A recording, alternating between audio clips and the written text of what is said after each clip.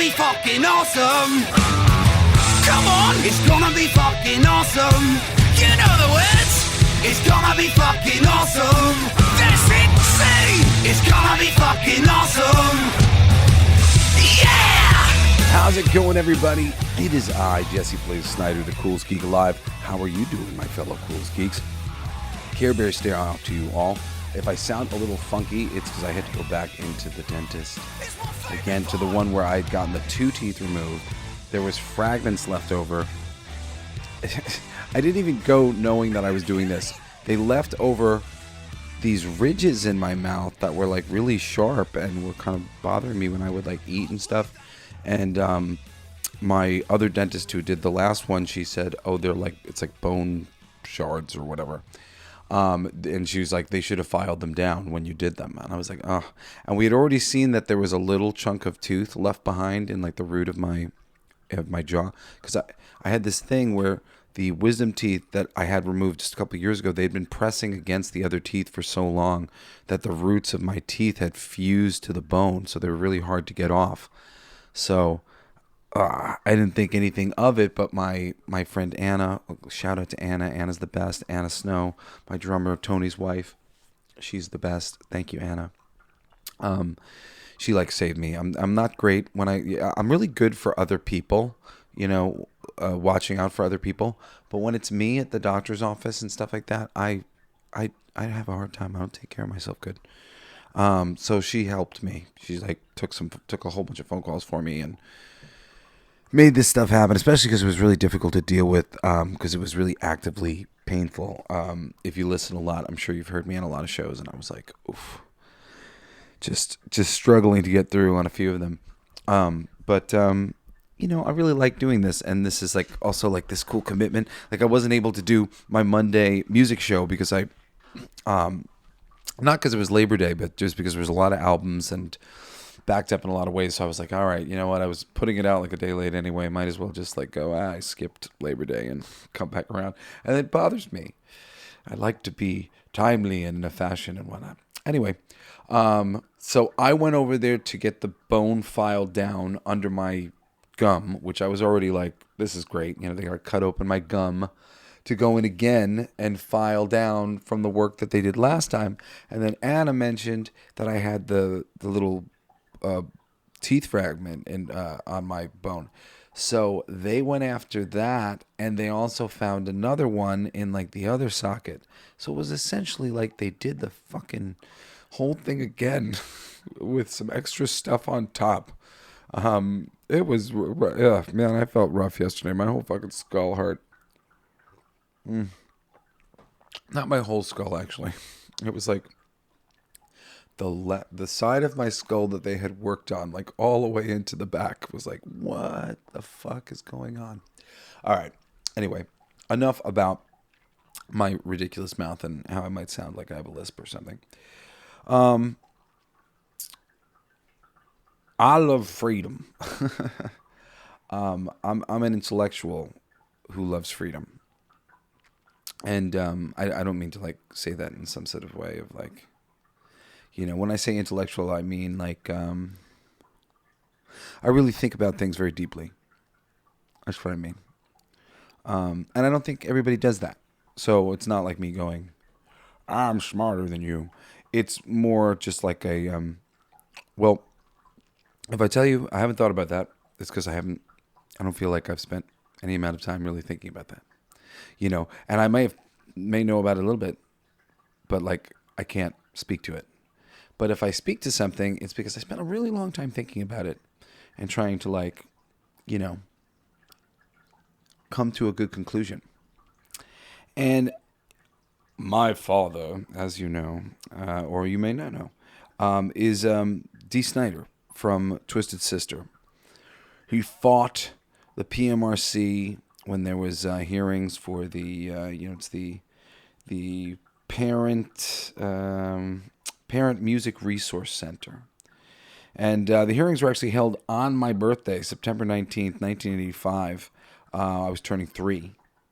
And so I was there, I guess, in like a back room hanging out with some of Frank Zappa's kids and my grandfather, I think.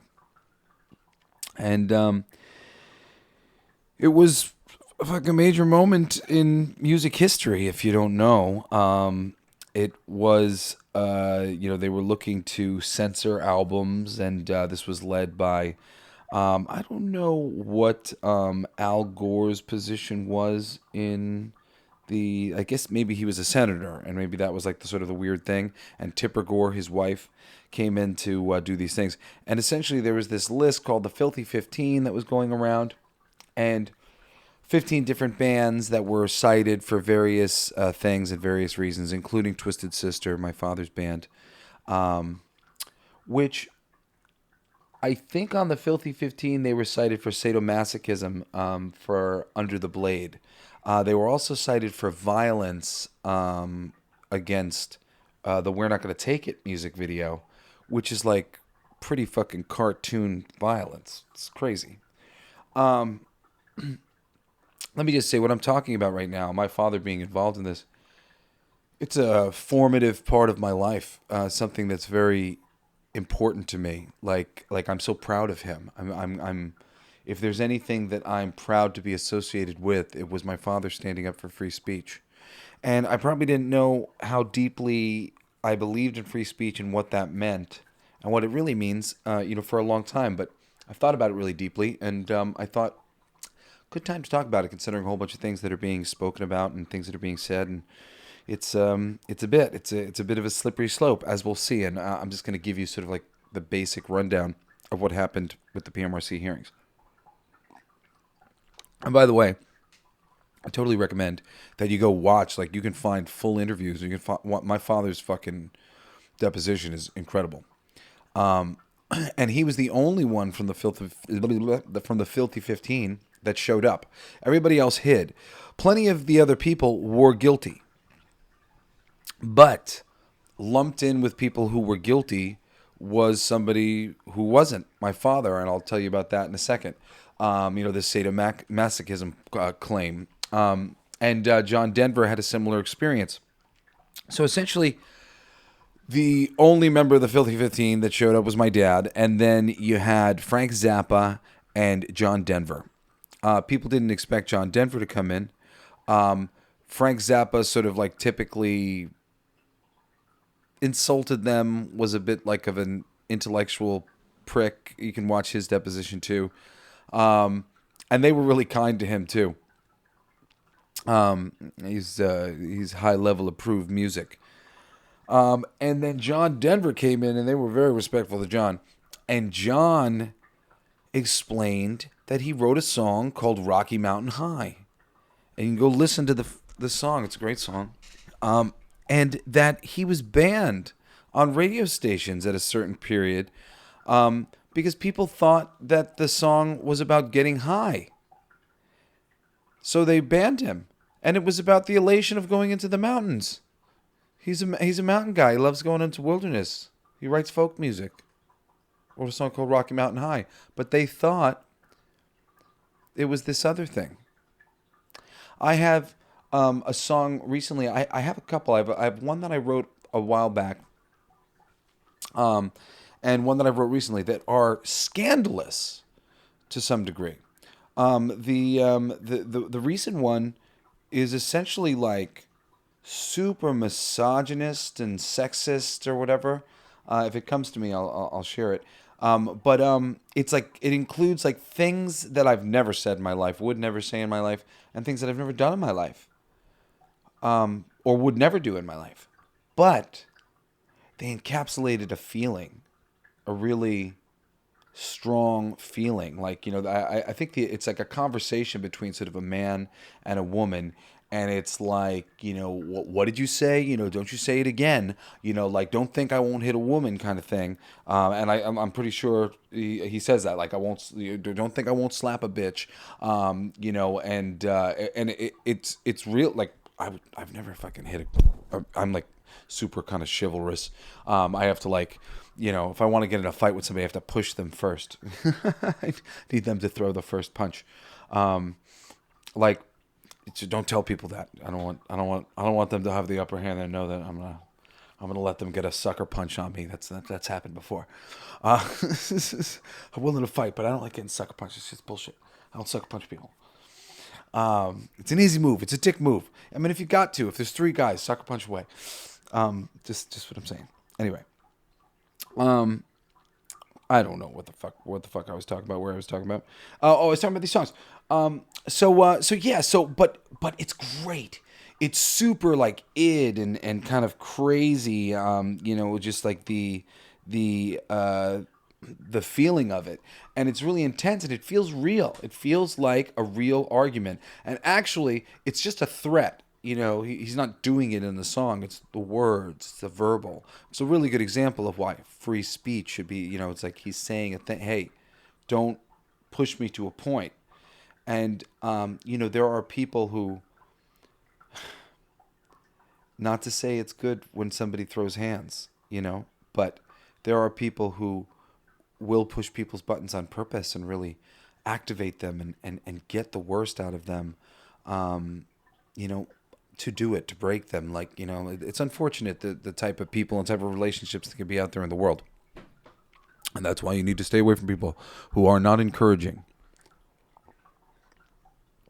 Everybody out there, I've generally, you need encouraging relationships in your life. Friendships and relationships. You need people to blow air into your sail, not, take it away. Anyway, this other song that I wrote a while back, which we use as the theme song for All Your Favorite Bands Suck, if you've listened to our podcast every Monday night, except I didn't do it this Monday because I'm a dick. No, I'm just behind on listening to music, and I want to give the bands the time and not rush through everything. Is that funny? It's like I have multiple personalities. I was like, no, let me respond to that. Let me respond to this. It's called Hide Smart. And it's about a serial killer, and but the themes of it are very rapey, and they're meant to be, because as the right words were coming out of me, they were the scariest, because they added an extra element to what was possible. And as far as I'm concerned, you might be a boy too, and he might, who knows? Maybe this rapey guy likes to rapey the boys. For me, it's it's just about the energy. What is it representing? What does it mean? Because music is like a ventilation system for frustration. So that you can take power from other sort of situations, things, people's energy. Take energy from them, take sorrow, put your sorrow into some of their songs, put your weakness into some of their songs by finding strength, in something that they've done. Music's a very powerful art form. And I think it's actually very important on the art level, period. It's and less arguable that, I've never raped anybody in my life. And I'm I used to be, I was straight edge, so I never drank or anything. And I was very into sex myself, intimacy, but I believed in being very, very upfront and honest with people. So, and I was always sober as could be. And there were other, let's say, shenanigans going on all the time. And I didn't go to a lot of parties because I didn't drink. I always felt like the odd man out. But I mean, pretty much every party that I would go to where there would be drinking and stuff, I would end up, kind of breaking up a near rape and shit like that. And it was, ugh. I'm I hate that stuff. However, there's an energy of this in the culture, and energy needs to be vented. And I believe words are an okay, it's an okay way to vent, and especially when you're screaming into a funnel. And we'll talk about a whole bunch of this other stuff in a little bit. But there shouldn't be any rule. Nobody should look at my thing and say, "Hey, this song that Jesse wrote's a little rapey." Well, no, it's it's not rapey. It's this serial killer who knows what he'll do, and that's scary.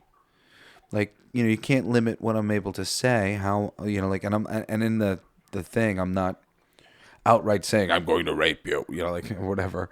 Granted, even that, like, you know, the people who need that stupidity or whatever are going to grow out of it or going through their own stupid thing or whatever it might be. It's like as the good ideas are wrought, and the good ideas are sometimes complex and interesting. Like Hide Smart is complex and interesting. If you really try to break it down and you want to go censor me, you might want to censor me. King of Kings, the comic book that we just did, it's religious figures in the Battle of the Bands. It's Jesus as a bad guy. If the religious right was in power right now, they might want to censor me. I'm like essentially on the side of the alt-right because I believe in freedom of speech. Because the conversation has been put that way by the Democratic Party, which is silly. It's like we believed in freedom of speech when it worked for us. Now we want to just silence everybody else, and that can't be the way. Conversation needs to be allowed to move forward. And that dogmatic thinking of sort of Catholics and stuff that used to rule the day when I was growing up. I'm 40. I'll be 42 this month, September 19th. And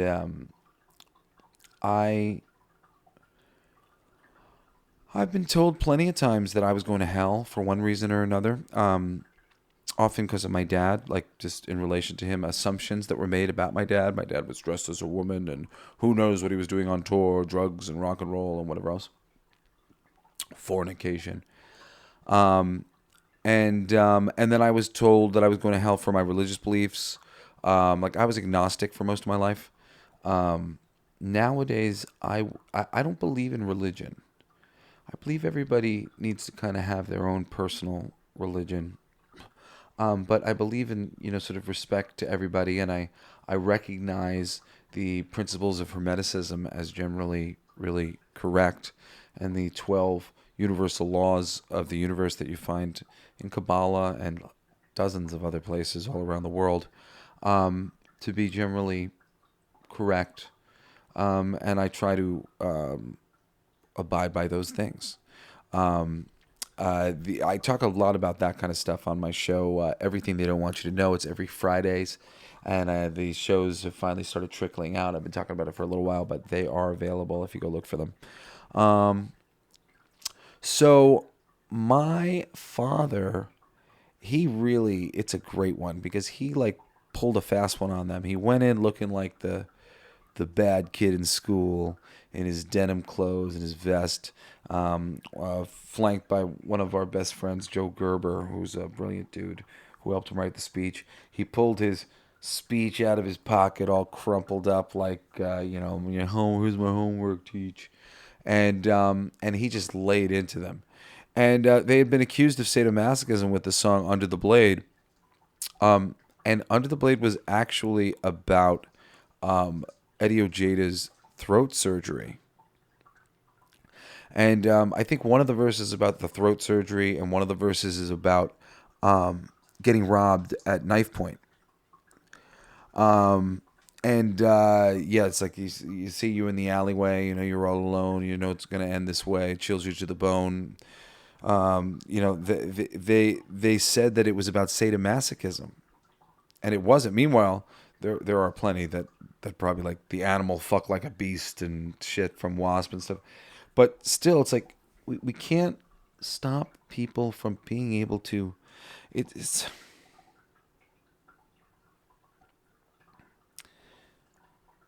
art is a ventilation. I don't really believe that violent movies make violent people.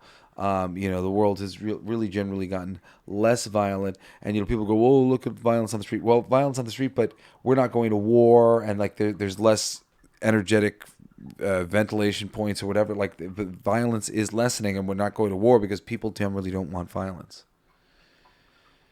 So I mean, like there's a lessening of tension happening all the time.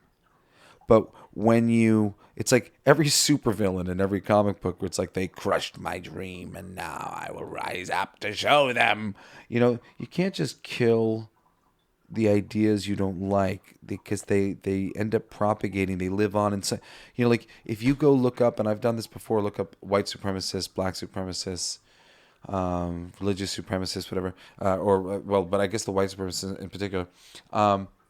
It was amazing. A couple of them that I found, and I looked up a bunch of them, and it's interesting. They're not what you imagine they would be. I'll tell you that much right now. And I don't know if white supremacy has just become a lesser sort of thing. like they basically think that they have points to make, but they've been so demonized as a group, it's impossible for them to have a conversation in the way that they think they're going to, because so few people are crazy like me and will actually go listen to them. And it's very funny though, because all of them though think that they've been demonized and made crazy. The black supremacists think that that their history and the truth about who they are and various things are being suppressed, and same thing ultimately with Nazis. They think the truth about the war, the truth about the Nazi party, the truth about so many things are being suppressed, and whether it's true or they've been told this and they believe it, are they evil because I was going to say, in the case of a lot of the Nazi guys, their fathers were Nazis. And I couldn't help but come away from listening to the thing just kind of feeling bad for them, because I felt that they were carrying a torch for a person who they believed was good and clearly had enough good in them that it kept this flame alive for this person to declare themselves a Nazi when it's not popular, and be generally trying to have a reasoned conversation about, it wasn't exactly like that, and there's some nuance to this conversation, and what my father told me, and who knows if it's a father making their son feel better about the thing. It doesn't matter after sort of a generation when these things go on, because it just becomes a child who's believing what their father said. And in most of these cases, the dad was dead or whatever else. And there's a lot of this sort of thing of people being confused, and if we just suppress them, that's when they get crazy. And having a mute button on fucking Twitter is so great. I even, because it lets me I fuck with people. If they're fucking with me, I just kind of fuck with them back. I say my piece. I'll kind of go back and forth, give it a fair fight. And then when I lose interest in the battle, I'm like, all right, later, bitch. and I mute them. And then I don't have to hear from them ever again because they're muted on my thing. It's a lovely feature. I like it a lot better than block. I think block's a bit of a pussy move. But yeah, and I mean, and generally, people lose interest once you lose interest and lose energy. But I like to be aggravating to people who like to think they're smart. But there's so many ways to protect yourself and protect your children and look over your children and parental locks and things like that, and the PMRC, my father, he was fighting for parents to be the ones who discuss and decide when it's okay for your kids to listen to certain things. Me and my ex-wife, with our kids, we're fairly loosey-goosey on a lot of things. Not when it comes to sexual things. So a lot of the stuff that's all this weirdness about just trying to introduce fucking trans and gay people into it's just it's just an invasion of space. We're sending our children off to be educated. Parents get to decide if you want to have kids who are thinking about this from a very young age. Sure, that's your prerogative. You've that's cool. For me, we don't really believe in putting anything on our children. We're not trying to shape who they are or anything. At the same time, we're not trying to get in their head the idea of how coupling works. They're not in coupling conversation stage. That's really the thing. And I hope you understand that. I think that's maybe the best way that you can put it. It's once you start talking about coupling and you start thinking about the penis and the vagina and all these things, them's fighting words, them's sexy words, them's things that can begin to spark thoughts. Like already, oh my God, I've started to mention these things and I'm starting to feel slightly aroused. Oh, I've talked about the penis and the vagina.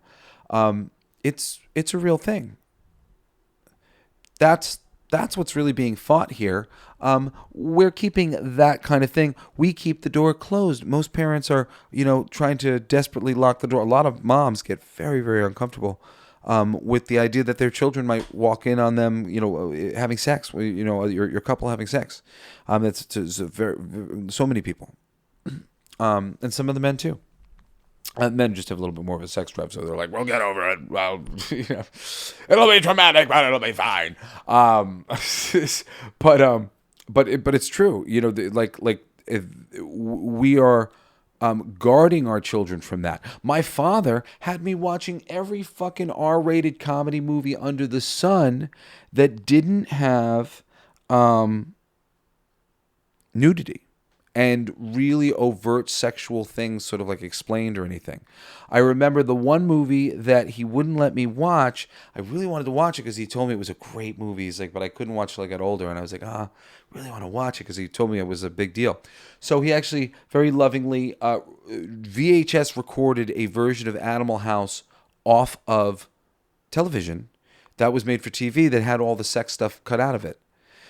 That's the lengths that my dad went to just, keep sex just a conversation that you can have later. Because once that conversation comes on, especially for boys, it's a very loud conversation. Once your libido starts to turn on. So generally speaking, parents are always kind of going, there's plenty of time to think about that.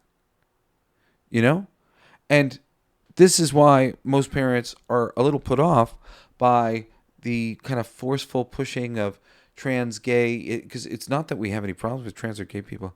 It's that it's beginning the conversation that we're trying to kind of not have yet. Not that we're not going to tell them about whatever. They're finding themselves. They're learning and growing and being tomboys if they are, and regular princesses if they're not, and artistic little boys if they are, and dirty little boys if they are, and everything in fucking between, because there's just a bazillion configurations of people and human beings on planet Earth. We can't be so small about everything. Just circling back real quick to that bit of talking about all the supremacists, is ultimately all of them felt like they were a victim.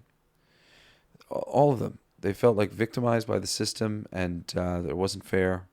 And, we need to respect each other. So much of the shit that goes on online, nasty comments or whatever else, it's because of a perception of the nastiness from the culture towards the fans.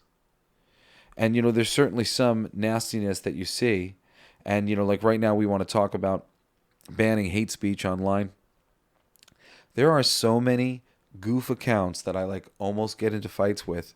And then I find out, it's just a satire. It's just silliness. There. And at the same time, and that's annoying. But at the same time, it always just kind of makes me go, well, that's the reason why we need free speech. Fucking for Our Future is a real envelope-pushing book. That's the comic book that I've been talking about that I just did on Kickstarter. And, we did well. We made $12,000 or whatever. But it seems like a erotic comic book, and a lot of people sort of mistook it as that. But it's really a satire kind of an erotic comic book. There's not really a lot of eroticism in it. It kind of goofs on so many of those things because the erotic approach isn't a successful approach within this world. The sexy approach doesn't work because the men and women no longer function the way they used to, because a lot of time has passed since men and women split up, if you remember the concept of the thing. It's the women's cloning machines that broke, and now they have to go into the wilderness and get these men who have sort of de-evolved themselves into Bigfoots with gigantic penises, hoping to get some sperm samples, and the men are just not having it. And this whole thing, Fucking for Our Future, it's a very aggressive, begs to be canceled, that sort of title. But it's harmless fun. And, my book is harmless fun. And if you read it, and if you signed up for the thing, and you do read it, or and you can also get back issues. They're not up yet, but it'll be on bldsts.com. If you check out, if you end up checking out the book, it's super harmless. It's super fun. It's like a Wile E. Coyote cartoon with the woman being the princess driving the power armor, being the coyote going after the sperm, and the Bigfoot man being the the roadrunner who's just, I don't want to be eaten. I don't want sex. I don't have any interest in you. Get out of here. Stop touching my penis. Ow, stop it. Your hand hurts. I don't know. Don't want. So it's really the antithesis of sexiness and stuff. And censorship of this kind can get in the way of my ability to do things like that. And I want to be able to do things like that, though I'm innocent. I'm just exploring ideas because I know the power of them. And everybody needs to be able to explore ideas, even assholes and idiots on the internet. We talked about Frank Zappa. We talked about Tipper Gore year. We talked about my father being wrongly accused. Very proud of him. You should really go online, go on YouTube. You can find like the whole, at least everybody separately. You can find all their depositions and stuff. And my dad's in particular is really just fucking incredible. So proud of you, Dad. All right. So coming into my other notes. So now I talk about this a lot. I'm a centrist, and here's the thing. I don't believe in dogma. So it's like the moment you make a party and you're like, our tenets of our party is this, and this. I'm like, okay, but what if I decide I also want this? Like, am I going to have any trouble with you? I might have to vote for them. So for me, I'm not like this loyalist party person, and I really don't appreciate the two-party system. I don't appreciate so much of the rhetoric that I've heard. Like I said, I'm almost 42 years old, so I've been around long enough through a lot of presidencies to see a lot of things. I always said that I leaned Democrat, but generally I was a centrist, and also tried to be friends with everybody and not, if there are a clear and present enemy in my midst, I want to know who they are and what they're doing. And I know plenty of fucking hardcore Republicans, and there's no fucking evil militia that's coming to fucking take our bread. And it's bullshit, man. It's bullshit. Nobody wants violence. Nobody does. Half the people who do I think are being paid. And there's all sorts of evidence for that. Go fucking dig into it yourself. But I don't believe. And call me an idealist and a crazy person. Then no, people are crazy. No, I think people are being made crazy. I think we're being poisoned on so many levels. I think this whole world is just like designed to press us, fuck us up, and stop us from realizing what we really are. Kind of digital beings living in a digital world, or you can think of it as spiritual beings living in a spiritual world. And there's a lot more to what's going on here, and I think give them cake and circuses is the rule of the day. And there's entertainment, and the circuses are just like this person's a racist and that person's a this, and let me take this out of context and let me do that and let me cancel them, and we can't do this, guys. We have to let good ideas stand. This idea that we can't let them talk, it's a danger to let them talk. If your ideas cannot hold up to scrutiny, it is not a danger to let you talk.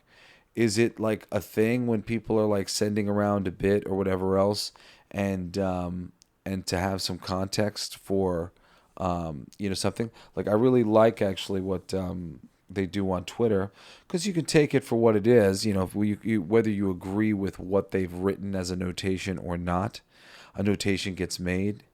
Hey, this thing, did this really happen? Because sometimes people do like post insane things, and trying to get people who are like, going out of their way to really like cause unrest on purpose.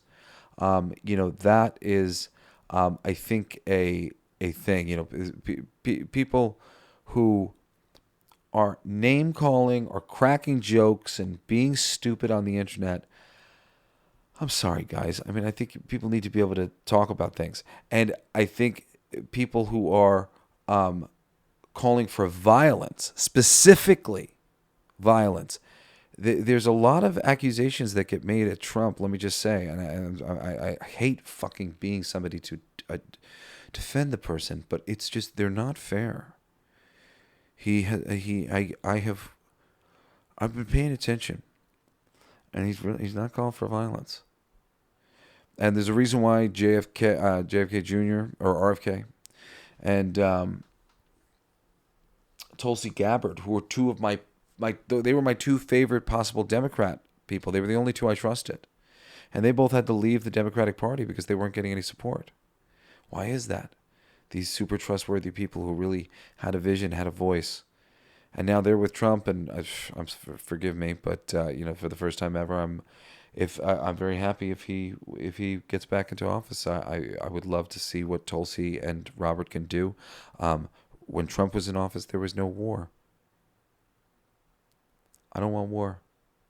That's the biggest thing I've been asking all these Democrats for. For years and years, I voted Democrat.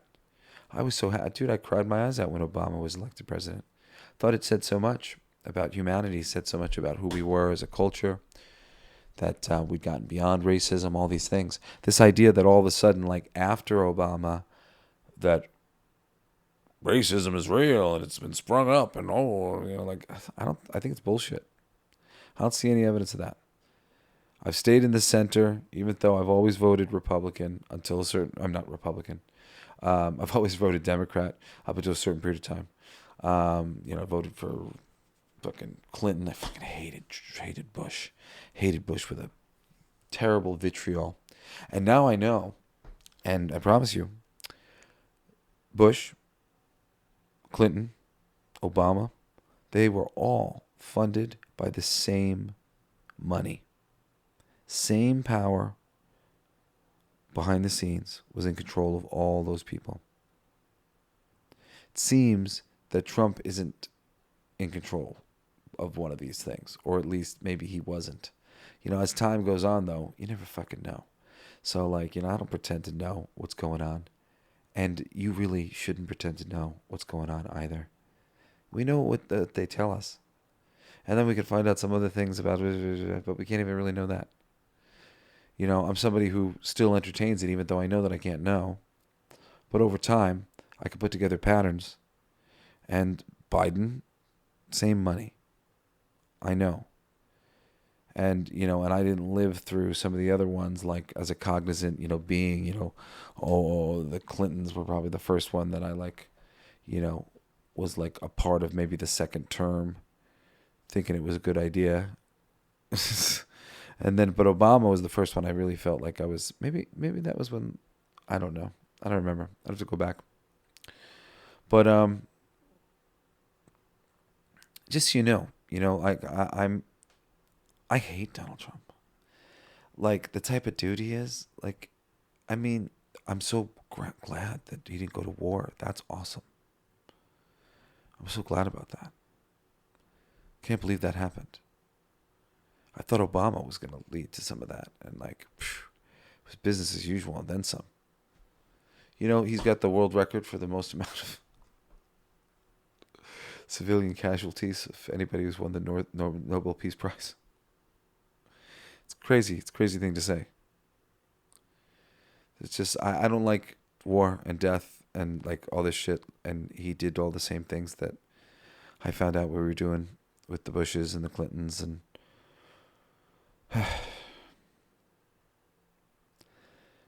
if you're a fan of Russell Brand, Russell Brand's like somebody who kind of aligns with my thoughts on the matter. I think we need to really rethink so many of these systems that we have in place. The basic tenets of America, I think, are wonderful. But they're being twisted by powerful people who are forcing, their choices of office upon us. Look how Kamala Harris was put into offering right now. Everybody wanted Bernie Sanders, and they took all the money that we were giving to him and they gave it to freaking Clinton. That was the last straw for me. That was when I was like, all right, no longer associate myself with the Democratic Party in any way, shape, or form. There's real energy for Bernie Sanders.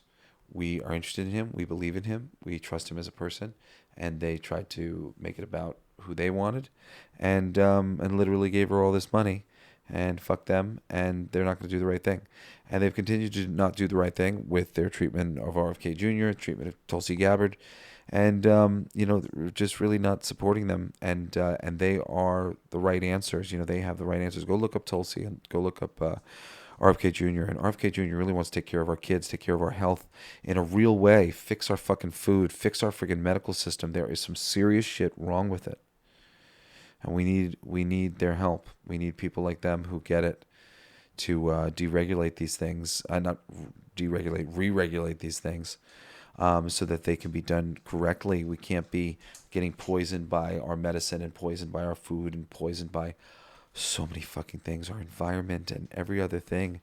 The microplastic situation is crazy here. Our fertility rate is going plummeting down to nothing. Guys, when people say wake up, this is what they mean. Our fertility rate is plummeting down to nothing.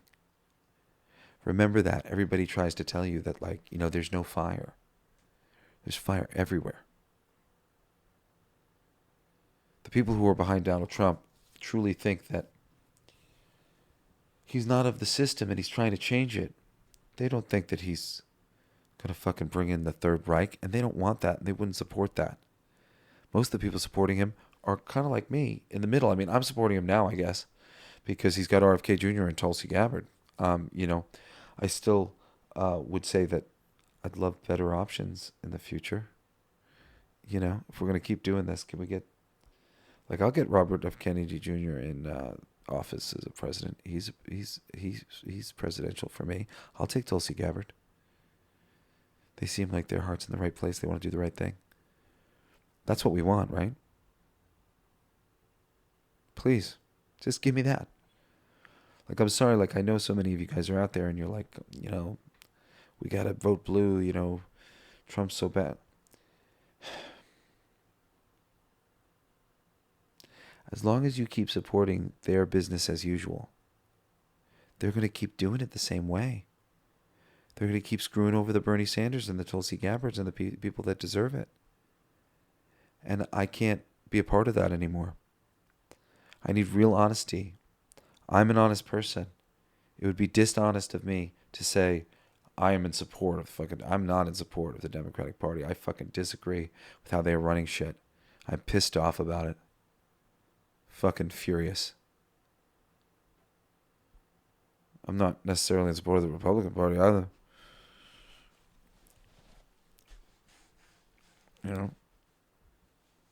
There's independent parties that I like what they're about. But I'm an independent thinker. I really encourage everybody to be independent thinkers and to move together, where we feel good and where we can encourage people. There's films that get a fire started underneath them, because the right person says, this movie's great, you should check it out. Then everybody goes and checks it out, and it is great, and they love it, and they send it, they send it around to their friends, and a huge fire gets sent for some movie that's really awesome. That RRR movie was really great and started the fire with Film Threat, and it was great. Basically the movie went viral as being awesome.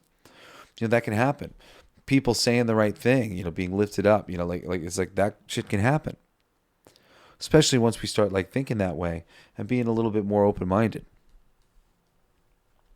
So I want you to know, I'm anti all the groups and all the parties, and I'm anti being cutthroat dedicated to any of them for those reasons. If you can give me logical reasons why you're there, I'm totally down to hear why. But if your logical reason is the other side is a clear and present threat, that is a bunch of hyperbole. The other side are your neighbors. Okay? Just seriously, put that gun down. You don't need it. The other side are your neighbors.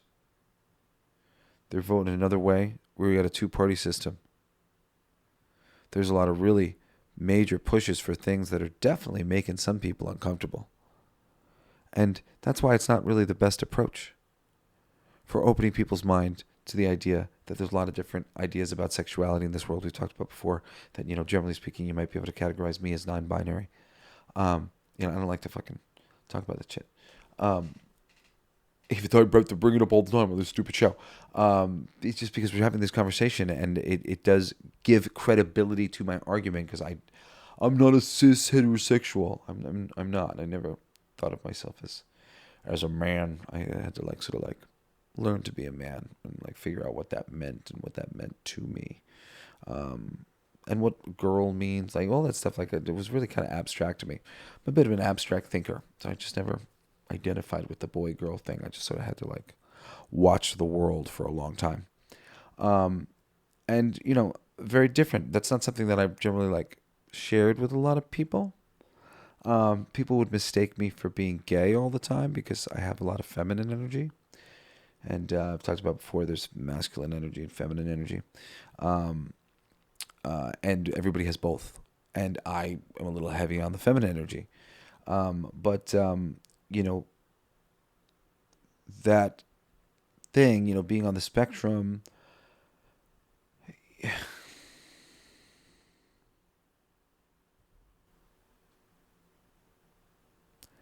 don't know, man. It's your sexuality is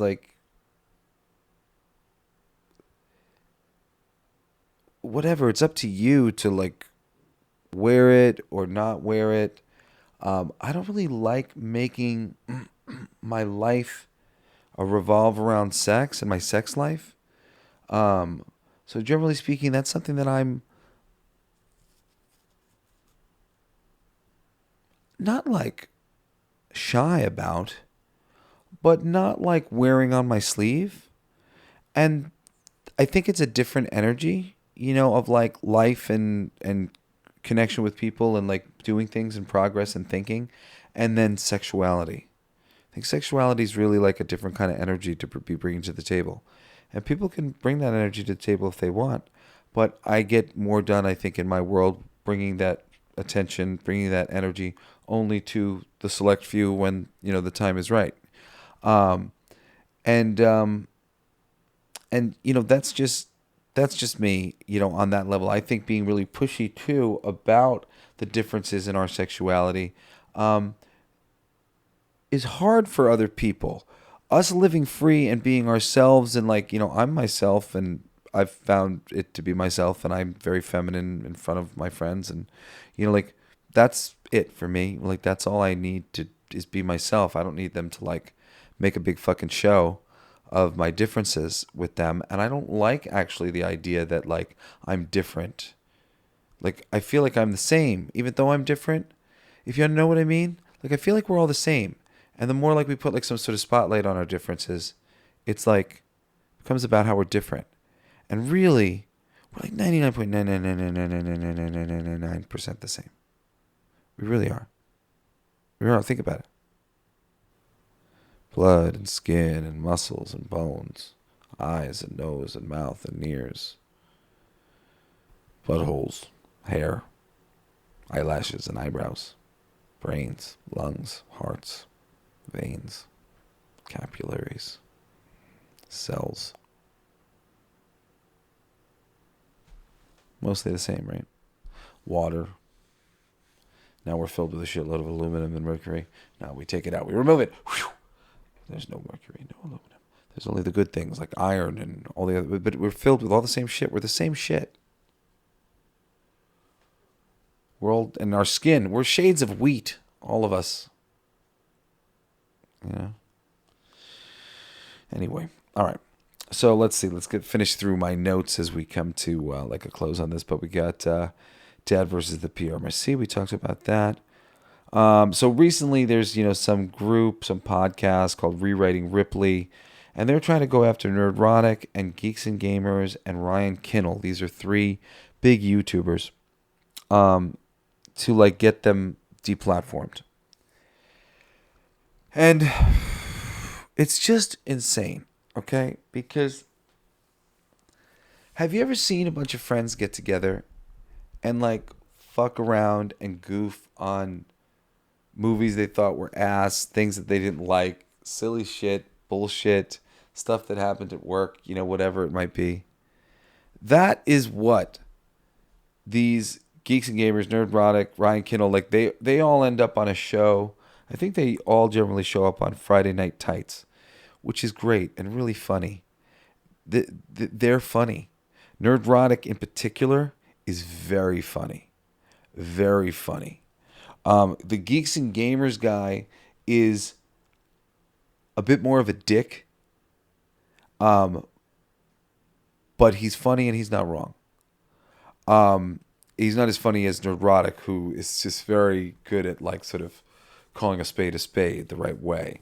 The Geeks and Gamers guy can be a little bit gruffer, but dude,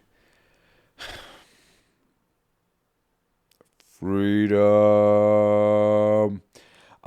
Ryan Kindle's a little less funny, but it's just very clear the silly perspective he's calling everything out from. They're all generally educated fans. They're people who really like this stuff, and they're like, fuck this, I don't like this, and I'm going to say this in outrageous ways, and so that people understand how I feel about it. And make no mistake, it's not just like, oh, we're just channels that have like shown up because like they wanted to cause problems. Nobody who does a channel and talks about a fucking thing all day unless they actually are interested in that thing enough to do it a lot. Like, you don't think I would be showing up for like 2 years now, 2 days a week, doing a fucking Coolest Geek Alive episode if I wasn't passionate about geek culture stuff?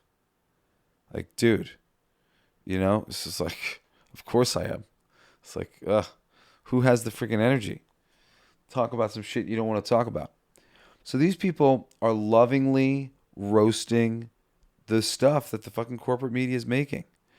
And so much of the pressure that you're getting in general is financial money that's being put into trying to get rid of these guys and deplatform these guys by these networks and whatnot, because they're calling a spade, and they're calling out a lot of these productions out being not what the fans wanted. And they're right. These productions have not been what the fans wanted. We've been disappointed. We don't like this shit. And that's why there's like a lot of support, because like, I wouldn't be surprised if, these people who are doing the Free Ripley thing are in cahoots, getting paid, getting supported by the studios in one way or another, if they're being sent out already by the studios. This idea that they deserve to be deplatformed and that they're representing some sort of hate speech and blah, blah, blah. This is exactly the thing that I'm talking about. I've been watching them. Nah, man, it's funny. It's funny. It's fun. I don't believe in hate speech. I don't believe in fucked up people. They have black people on there all the time. They have women on there all the time. Nobody is thinking what they're thinking. This is a very small group of people who have decided that, they think it's fucking hate speech. And this is the slippery slope of, governing speech in any way, shape, or form. The moment we have this governance, now, well, who's governing? And are they doing a good job? Do they fucking know what they're talking about? This is why we need free speech. You can't be doing this. And in fucking Britain now, in the UK, they've got these social media hate speech laws or whatever. And right now, these guys are going to get deplatformed for hate speech. It's ridiculous. It's silly, especially just in the lifetime of tweets, in the lifetime of life, blah, blah, blah, blah, blah. It's like there's so many ways to go about doing this that would be better. I mean, I think letting people fucking speak for themselves, let a person who's shitty be an island. Nobody's going to follow the person who, look at all his fucking tweets. He sucks. This person sucks. If the person has something to say and has value and whatnot, then they have something to say and has value. And if you see that there's something to say, well, then you can challenge that thing and you can have a conversation. That's the thing about free speech. But the moment we don't have free speech, we're having fucking extra arguments. Now we're arguing about the fact that we need free speech and that you can't be silencing all these people. Like, we need free speech. I mean, look what happened to the fucking Maui fires and shit. I mean, they just freaking kept people out. There were so many different fucking weirdo things happen. If you look into freaking Maui fires for just a second, it is so weirdo, and so many rights were freaking violated, and it's insane what happened there. And you just go, look at this, like we're like fucking cattle. They can just push us around whenever they want to under the right circumstances. Well, what do we have then if we're not free on that level that we can be corralled and pushed around and, imprisoned in our homes, whatever? The fucking... I mean, this is a crazy thing to say, but it's legit. Kevin Spacey's accusers, none of them made it to trial. 3 of them died before trial. Is that insane? And some other people involved in saying things about Kevin Spacey have died. It's fucking very peculiar, man. It's just, it's a creepy ass world we're living in. And the one thing we have, the one tool we have is free speech. And I'm telling you, these powers that be at the top of everything, that are controlling the medical industry, all this shit that's making us sick, and our life expectancy has finally started to fall. Canada's life expectancy has finally started to fall. The air is polluted. The water's polluted. We got microplastics in our semen. It's crazy. These people, they want to be able to control speech. And they will start off by trying to do it for what seems like good reasons. And then they'll do it for whatever they want. They're going to do it for anything that makes sense to them as, hey, this hurts us, this is whatever, and it'll be said in some sort of way, it'll be sold to people. People won't even understand why their free speech is being censored. And it'll be too late. It won't fucking matter then. Once this shit starts getting regulated, it's just a slippery slope that we can't have. So that's why, for me, it's freedom speech all the way, all the time. It might seem like a good idea for this person, that person, this person, that person, but that's where it starts, and it will never end. Not until the people are actually in control. One day when the people are actually in control of things, we might all decide, in unison that we think a certain thing, we should all do away with a certain thing. And I think we could get uniform decision making once we start get on the same page about various things, various industries that just aren't right, and literally be like, are we all on the same page? And well, there's 1,000 people here who are on the same page. They work in that industry and they don't know what to do. All right, we found them all other jobs that they're happy with. Are we all on the same page? Yes, we're on the same page. Let's get rid of this industry. We don't need it. It's polluting our atmosphere. Great. Move on. That's how it should be. That's how it could be. Right now we're arguing over little bullshit that we can't decide upon. But there's plenty of things that we could get on the same page about. And we need to be able to speak. And one little law governing our speech will lead to more and more and more. I promise you. It's a slippery slope. I really believe that the woke mob has become the new PMRC. And we cannot let them win.